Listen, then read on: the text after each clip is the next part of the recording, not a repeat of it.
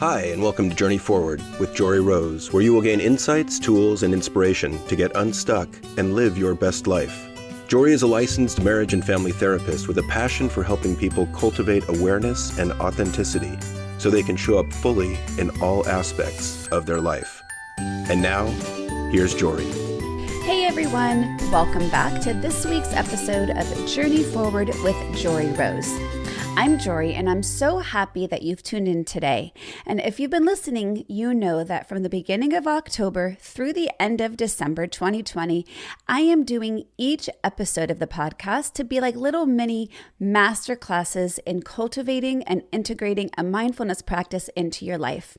Starting from the foundations of what mindfulness is, how it differs from meditation, and each week going through different areas in which we can bring more mindful awareness into your daily routine so you can shift your habits, shift your patterns, get unstuck from the tendencies, from the mindsets, from the things that are not working for you.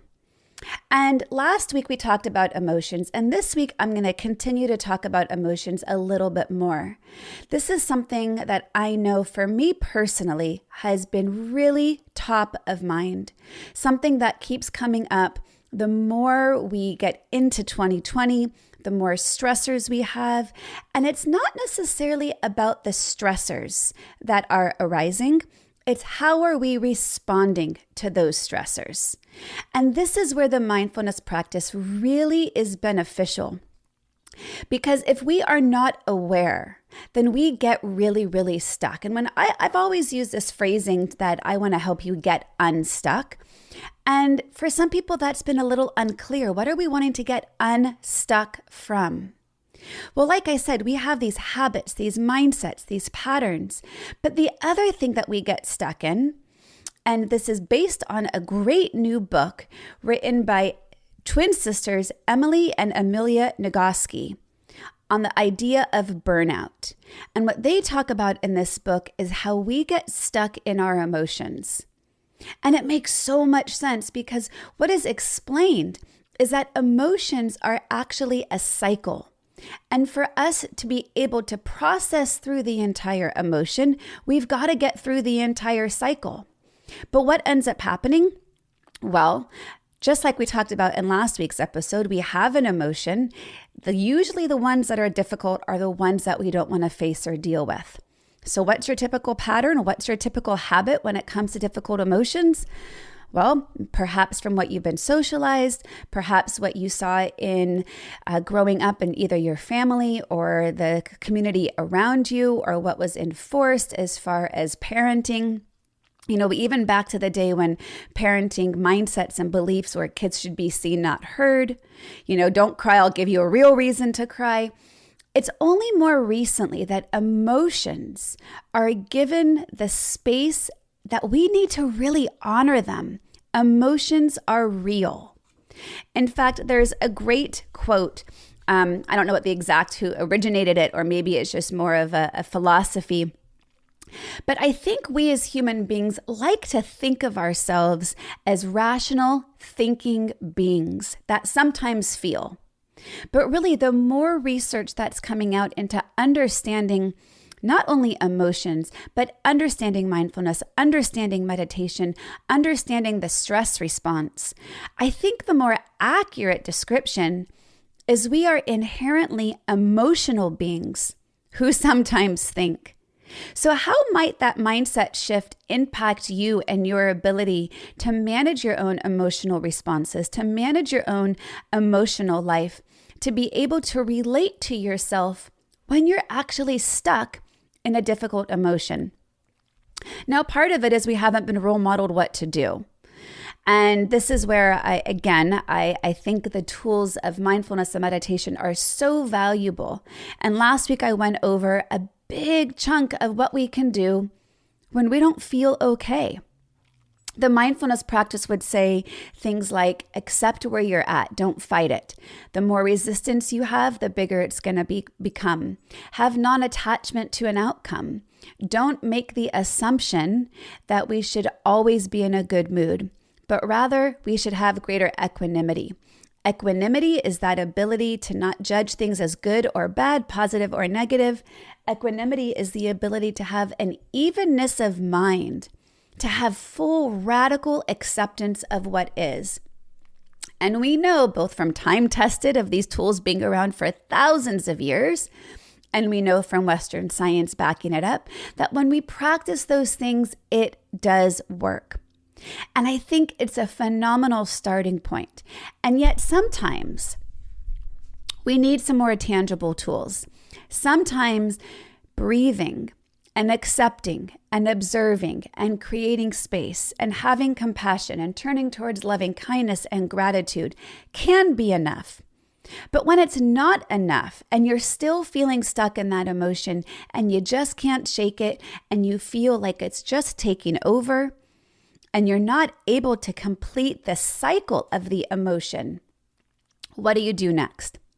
Well, according to the research and the work with Emily and Amelia Nagoski and what they talk about in their book, Burnout, is they have a beautiful visual. And you know me, if you've been listening to any of my work, I love visuals.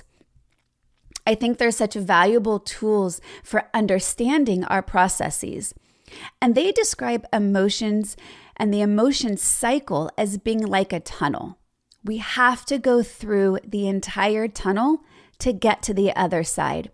It feels obvious, and yet it's not, because what is often common sense is not often common practice, right? And so when we get stuck in that emotion tunnel, that's where we break down. That's where we get stuck saying, this is just so hard. I don't know what to do about this. We feel a decrease in our ability to stay focused or accomplish tasks or even do things that we would normally be able to do on an everyday basis. This is the ultimate of emotional exhaustion. And it can sometimes feel, if you're really stuck in the middle of that emotion cycle, that nothing you can do will make a difference. This leads to compassion fatigue. This leads to an increase of our stress reaction to different stressors. And so we've got to start with the awareness. The mindfulness piece is key. Without awareness, we can't change anything. We can't change what we're not aware of. So it's got to start with that ability to even notice, wow, look at that. I'm really stuck right now. So once you recognize with compassion rather than judgment, I'm really having a difficult time getting through this emotion cycle. What can you do next? Well, here's where knowledge is power. I think partly understanding nothing is wrong with you when you feel your emotions. I want to help rewire any old stories. If you are hearing some other adult in your life from maybe perhaps when you were a child who told you to suck it up and deal, who told you to man up, told you not to cry like a little girl, who told you just get over it, you're gonna be fine. I want to help rewire that voice in your mind telling you that something is wrong with what you're feeling. I'm here to not only suggest, but remind you you're human. Emotions are part of the human experience, even the difficult ones, even the ones we don't like. Those are the ones that we have to work even harder to get through. All right, so what can we do? Well, again, understand nothing is wrong with you. Emotions are neurological events that happen in your body that affect your entire nervous system, and they're involuntary. It's a neurological response to what's going on around you. And remember, this is a function of how we were wired. We were wired in such a way to stay safe from the bear in the cave. But now, with our brain not knowing the difference from a bear in the cave or a shadow that we perceive as a bear, we are being over inundated with stressors constantly, sometimes not being able to differentiate which is a more powerful stressor versus which is a smaller one. The brain's going to respond in the same way. It's automatic. So just be aware, being more mindful of knowing what your triggers are, knowing where your sensitivities are. It can help you as you start to feel that emotional cycle kick in. You're going to notice that physiological response in your body. That fight, flight, freeze is going to produce a rush of different chemicals and hormones from the brain. You're going to feel that adrenaline kick in. You're going to feel that cortisol rise. You're going to feel that stress in your body activate. So you can also use the sensations in your bodies as cues for, wow, I'm really having a stress reaction to the stressor around me. So let's talk about some tangible tools that Emily and Amelia Nagoski in their book Burnout suggest for what you can do to complete the emotion cycle. The first one is physical activity. Get up, get moving. Bottom line, you don't have to be in the mood to move to get your body moving. In fact, this is where you've got to be smarter than your mind. And what I mean by that is don't wait for your mind to catch up with you to say, yeah, that's a really good idea. Don't wait for the mindset to shift to, I feel like I'm in the mood to do that. Nike had the slogan right. Just do it. Get up and move. Go take a walk. Go for a run. Hop on your Peloton or your treadmill. Put on some music. Dance. Do some jumping jacks. Do some push-ups. Wiggle your body. Whatever it is, your emotions will move through when you shift up the physical energy in your body. When your physical energy is stagnant, your emotions are more likely to stay stuck. Remember, you don't have to wait to be in the mood to do the movement. That energy will shift your emotion. In fact, I remember being at a Tony Robbins event, and he does this constantly. And he's this amazing, powerful speaker who's there to help you shift your mindset, right? To be that inspiration to how do I get unstuck when my life's not working? And I would say one of the number one things he does constantly throughout his speaking engagements is get people up, out of their seats, and moving.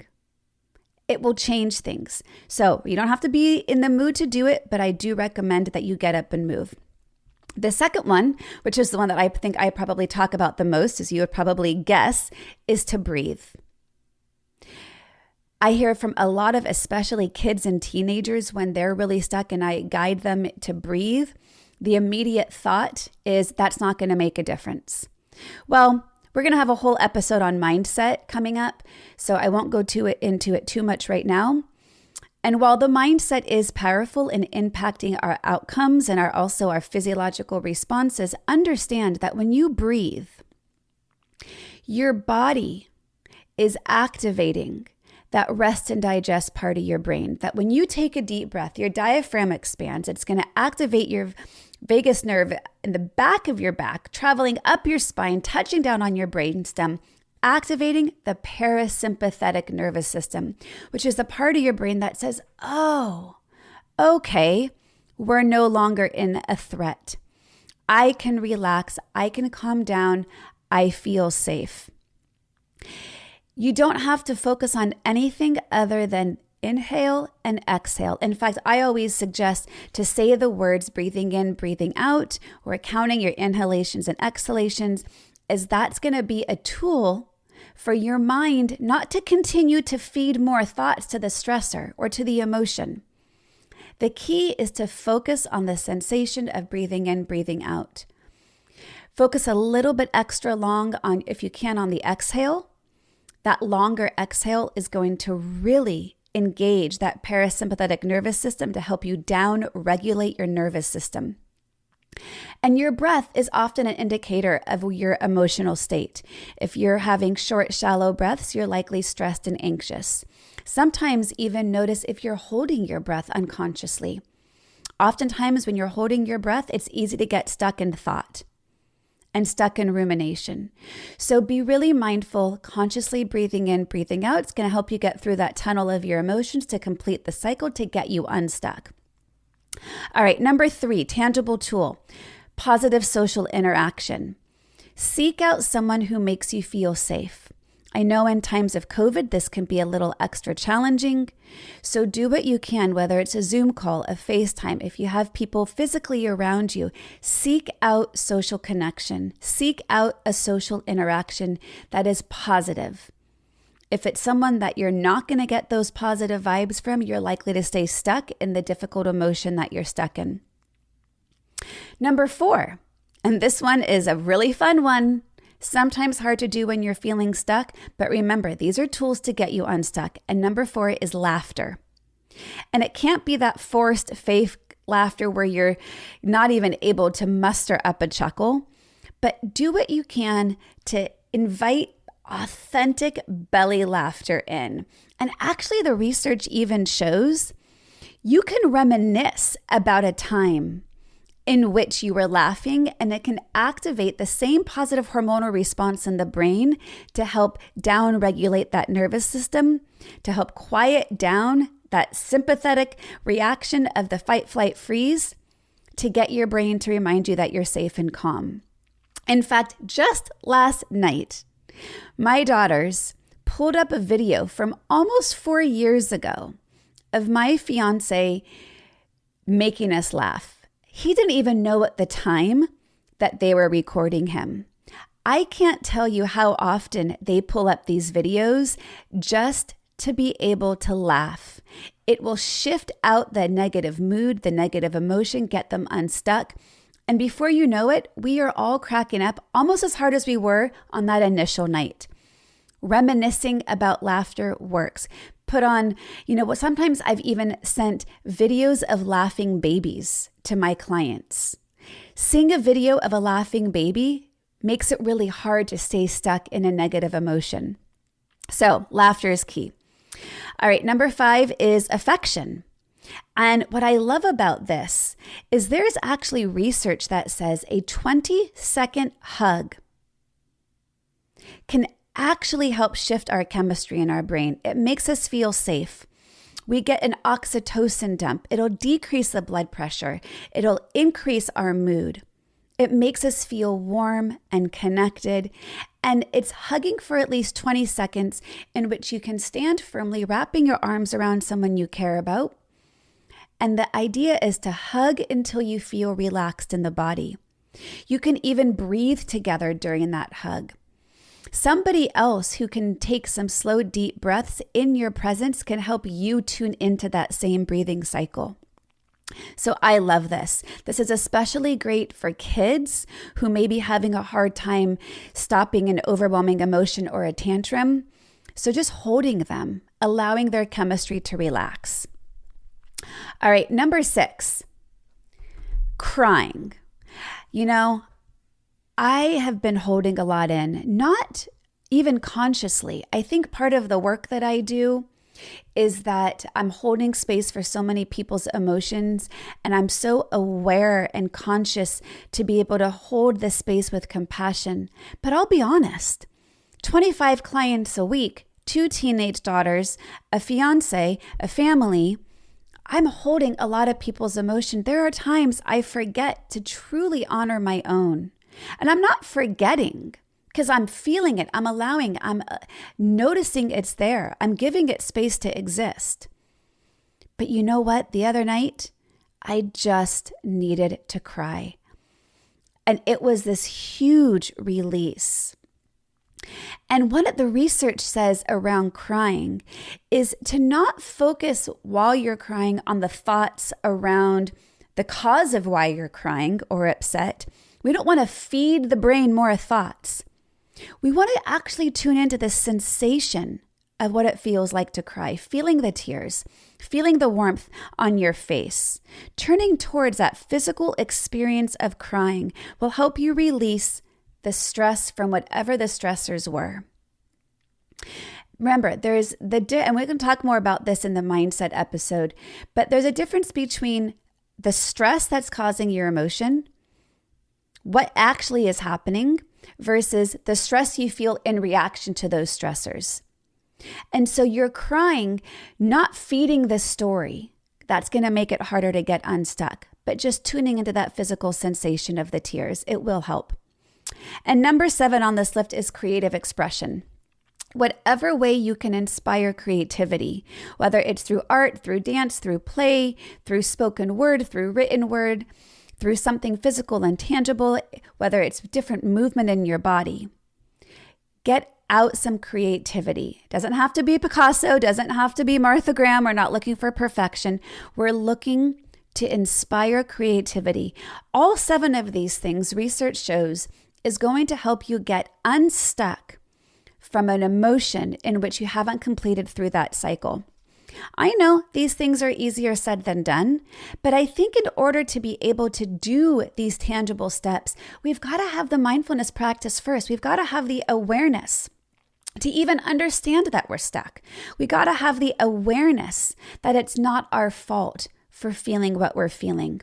So ultimately, it's turning towards your experience with kindness and compassion. If you are stuck in judgment, you are going to stay stuck in that emotion because there's a beginning, middle, and end to every emotion. Judgment will keep you in the beginning to the middle. If you're stuck in judgment, why am I here? What's wrong with me? Why can't I do this? I see other people. If you're in comparison mind, if you're under the perception that something is wrong with you for feeling what you're feeling, you will never make it through the entire tunnel. I know you want to see the light on the other side. I know you don't want to feel stuck in the middle. Start with the awareness and the acceptance of what's arising, turning towards yourself with kindness and compassion rather than judgment. And then enact one of these 7 tools. So I'd love to hear what you think about this. Go on my website or joryrose.com or click on the show notes and join my Facebook group and let's have a conversation about emotions. I think this is so timely for the year 2020 as we continue to have multiple stressors, and our ability to respond to those stressors will impact how stressed we actually are. So thanks you guys so much for tuning in. I really hope that you found these tips helpful. If this inspired you, especially if you appreciate all of these little mini master classes in mindfulness, please give the podcast a rating or review so we can get more people to journey forward. And by journey forward, it is the ultimate expression of getting unstuck from whatever's not working in your life so you can cultivate a life of pure freedom, authenticity, so you can feel happiness, peace, and joy regardless of external circumstances. I know it's possible. I didn't say it was easy, but it's possible, and I'm here to help guide you. All right, you guys, be well. To continue your journey forward, find Jory Rose on Facebook and Instagram to become part of her growing community. You can also gain access to her meditations, books, online classes, or to sign up for an upcoming retreat. Visit her at joryrose.com. That's JOREEROSE.com.